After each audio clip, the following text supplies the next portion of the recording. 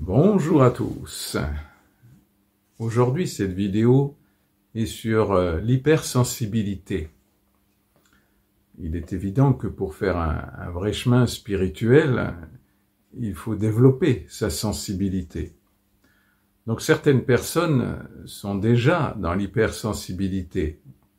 Donc au niveau émotionnel, au niveau de tous les sens, sont hyper développés. Mais l'hypersensibilité, ce n'est pas une maladie, c'est un destin. C'est vraiment de se rendre compte que si on a ce don, carrément, d'hypersensibilité, c'est quelque chose qui nous est donné et qu'on ne peut pas nier, qu'on ne peut pas mettre de côté. Alors, il y a bien sûr un cadrage à faire de notre hypersensibilité. Mais il n'y a pas qu'un cadrage, il y a surtout de se rendre compte où on en est dans notre structure psychologique, pour voir ce qui n'a pas été fait, fabriqué, construit dans notre enfance, dans un équilibre psychologique, d'amour, de présence entre un père et une mère. Donc l'individuation ne s'est pas faite, et pour d'autres mots comme le complexe d'Oedipe, qui n'a pas été construit. Donc c'est bien à ce niveau-là qu'il faut voir où j'ai besoin de grandir. Grandir, c'est-à-dire de ne plus être ce bébé qui absorbe tout sans conscience, mais qui sait mettre des barrières, des limites. Et le plus important dans cette hypersensibilité, c'est qu'on se prend pour Dieu. On se prend pour que notre hypersensibilité doit nous faire développer des aides aux gens que l'on rencontre et à nous-mêmes qui ne sont pas forcément nécessaires. Se prendre pour Dieu, c'est bien comprendre qu'il y a deux parties dans cette partie divine. Les hindous appellent ça Brahman et Atman. Brahman, si vous voulez, c'est ce Dieu qui chapeaute l'univers entier, qui chapeaute nos rencontres, qui nous amène à vivre ce que nous avons à vivre dans le sens sociétal du terme, dans le sens de notre famille, dans le sens de notre culture, et donc qui nous amène à vivre ce que nous avons absolument besoin de vivre pour grandir, pas pour accepter les choses et sans faire bouger rien autour de nous. Et Atman, c'est tout simplement ce Dieu intérieur qui nous amène à notre petite goutte de colibri. Pour ceux qui connaissent un peu ce symbole, le colibri, c'est un tout petit oiseau, et il y a une histoire spirituelle qui montre qu'il y avait un grand incendie de forêt, et ce petit colibri, qui est de quelques grammes, allait ramasser une goutte d'eau dans la rivière et allait le jeter dans le feu. Et quelque part, quelqu'un lui dit « Mais tu vas jamais éteindre ton feu avec cette petite goutte d'eau ?» Il a dit « Oui, mais je suis pas tout seul au monde. Je ne suis pas tout seul. Moi, je mets ma goutte d'eau parce que c'est à moi de faire ça.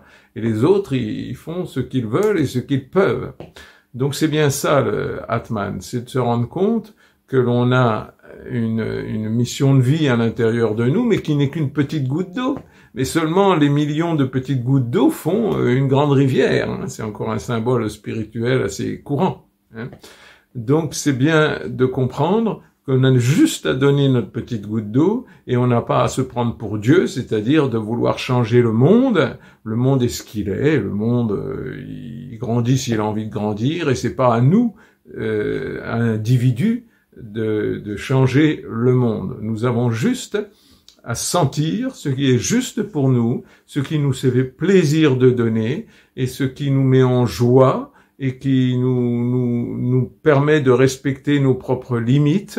Et c'est dans ce sens-là qu'on doit être à l'écoute de ce Dieu intérieur, dans une sorte d'humilité et non pas de vouloir être celui qui sait tout, qui doit tout faire pour changer les autres, l'humanité, etc. Donc tout cela, c'est vraiment une construction psychologique solide, avec des frontières. C'est-à-dire que l'autre, c'est un autre avec un autre univers, et on peut se rencontrer, mais on ne peut se rencontrer qu'à la frontière, à notre frontière à nous, sans englober les autres dans notre monde et sans être prisonnier du monde des autres. Et croyez-moi, c'est pas si simple de développer ce sens de la frontière. La frontière, c'est comme une barrière qu'on ouvre et qu'on ferme. Mon maître parlait de grillage. Vous voyez, imaginez un grillage à la frontière où on ne laisse pas rentrer n'importe quoi et on ne laisse pas non plus sortir n'importe quoi. Moi, je préfère le symbole de la barrière qui se lève quand il faut et qui se referme quand il faut aussi. Donc, c'est bien, l'hypersensibilité va nous permettre de ressentir la souffrance, la détresse, les erreurs de chaque personne que l'on rencontre. Et oui, mais c'est pas parce qu'on le sent qu'on doit faire quelque chose. Chacun est libre de se détruire ou de grandir, et l'humanité entière aussi. Elle a le libre choix de se grandir, de tout simplement de devenir un amour total uniforme, si je puis dire, enfin uniforme peut-être pas, mais vraiment que l'amour domine toute l'humanité entière, mais c'est pas du tout sûr que l'humanité va y arriver, et c'est pas du tout sûr que l'humanité ne va pas se détruire, mais ça nous appartient pas. Nous avons juste à donner ce que nous avons à donner, ce qui nous met en joie et dans le bonheur d'exister et de donner notre mission de vie.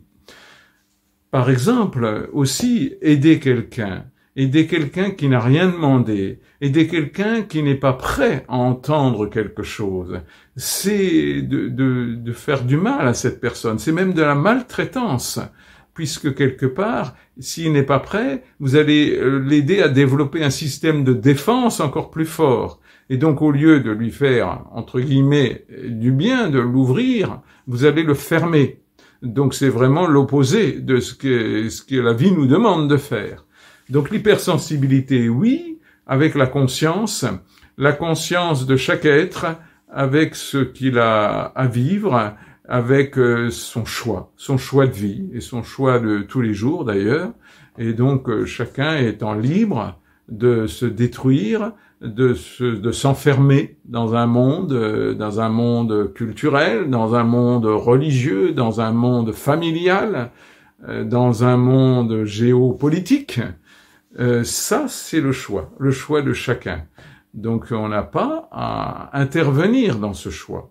Par contre, on a besoin, avec cette hypersensibilité, de découvrir là où il y a une petite ouverture, là où il y a un terrain fertile, où une petite graine peut servir à quelque chose, mais toujours étant prêt à se retirer immédiatement si la graine est jetée de côté ou si la graine est malmenée. Nous n'avons pas à insister.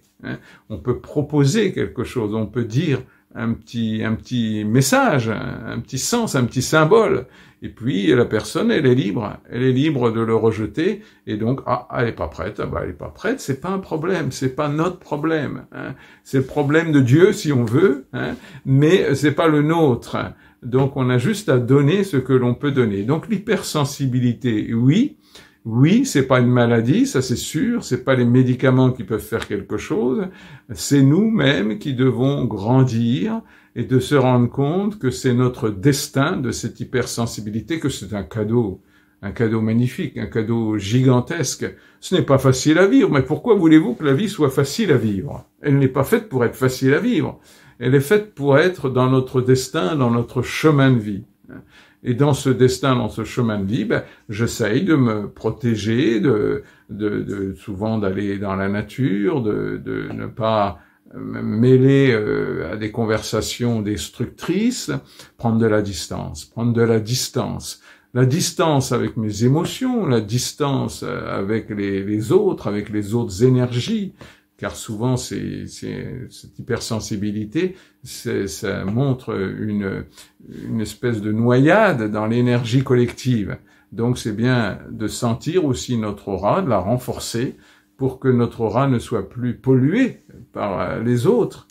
Et ça, c'est un travail de longue haleine. Se faire aider, bien sûr, pourquoi pas, mais c'est pas la médecine qui peut nous aider. C'est vraiment quelqu'un d'éveillé qui peut nous aider à aller dans la bonne direction pour que cette hypersensibilité devienne un cadeau gigantesque de la vie qui nous ramène à notre mission de vie, notre mission d'âme, pourquoi on est là dans cette incarnation, et qui nous ramène aussi dans notre corps avec nos limites et notre humilité. On n'est pas là pour changer le monde, on est là pour donner notre petite goutte de colibri, et ça suffit, on n'a pas besoin de plus, on est des millions sur Terre, des milliards. Donc à chacun d'évoluer, mais nous on a juste à montrer une sorte d'exemple dans notre évolution, et notre évolution c'est aussi de savoir mettre des limites, de bien respecter les siennes, d'être toujours pas dans la côté victime justement, de sortir de toutes sortes de victimes, d'être dans la joie d'exister, mais la joie d'exister, notre propre existence, avec nos limites, sans copier personne, surtout pas sans obéir à des cultures, des religions, des familles, etc., ou des injonctions sociétales. Non, juste vérifier toujours si c'est bien notre destin, et ce n'est pas de se rebeller non plus, c'est juste de faire ce que l'on peut, et il n'y a pas de problème, il n'y a aucun problème. La vie est ce qu'elle est, et elle n'a pas besoin de changer autrement que d'évoluer, et non pas de bousculer ce qui n'a pas besoin d'être bousculé, mais juste donner notre petite goutte, et cette espèce d'énergie qui va grandir en nous, dans l'amour, dans l'hypersensibilité, car tous les maîtres spirituels sont des hypersensibles, sinon c'est pas la peine qu'ils s'appellent comme ça. Hein. Donc, mais hypersensible, ça ne veut pas dire con, ça ne veut pas dire gentil quand il faut pas, etc. Ça veut dire gentil oui, mais pas avec n'importe qui, à n'importe quand, etc. Ça s'apprend tout ça, ça s'apprend, c'est la vie. Hein. Donc cette hypersensibilité, c'est à nous de la cadrer et de voir ce qui peut être grandi en nous pour voir pourquoi cette hypersensibilité nous gêne tant, alors qu'elle n'a pas de raison de nous gêner. Au contraire, elle est là pour nous apprendre notre destin, nous apprendre à poser nos limites, nous apprendre à grandir intérieurement et à laisser les autres grandir quand ils le veulent, à ne manipuler personne, à n'obliger personne à entendre ce que l'on a envie de dire, juste à donner. Et c'est cette espèce d'énergie qui grandit en nous, d'amour, de confiance en soi et de distance avec les émotions, de distance avec la souffrance des autres. Ça n'empêche pas de les recevoir. Quand je me promène dans mon village ou ailleurs, je vous assure que chaque maison m'apprend une montagne de souffrance que je sens dans les gens, etc. Mais ça ne me touche pas à mon bonheur d'exister, parce que je fais ce que je peux, et ce que je ne peux pas, je le fais pas. Et puis c'est tout, c'est pas un problème, il y a d'autres personnes sur Terre. Souvent l'hypersensibilité, c'est souvent un signe qu'on croit qu'on est tout seul à faire, à aider les autres. Non, c'est pas vrai. Tout ça, c'est souvent un infantilisme qui aurait voulu aider sa mère ou son père pour qu'il s'occupe. Donc, c'est toujours un manque, pour qu'il s'occupe de soi, bien sûr. Et donc, c'est souvent suite à un manque. Hein. Donc, il faut voir nos manques, et c'est pas nos manques qui doivent diriger notre vie. Hein. C'est grandir soi-même et se nourrir de là où on peut se nourrir, et la frustration, la souffrance, tout ça, ça fait partie de la vie, et le manque aussi, bien sûr. Et aimer tout ça. Aimer le manque et tout. Voilà, bah écoutez, j'ai essayé dans cette vidéo sur l'hypersensibilité, qui me touche particulièrement. Je me sens très hypersensible, mais aujourd'hui, je sais mettre mes limites, voir les limites des autres, et ne plus rien forcer, d'être juste dans le don, dans l'amour tout simple, et puis après, les autres font ce qu'ils veulent, hein, c'est pas un problème. Voilà, ben écoutez, plein de tendresse, et n'ayez pas peur de votre sensibilité, c'est un tel beau cadeau de la vie. Allez, je vous embrasse très fort. Plein d'amour, de tendresse, et toujours du soleil dans votre cœur. Au revoir.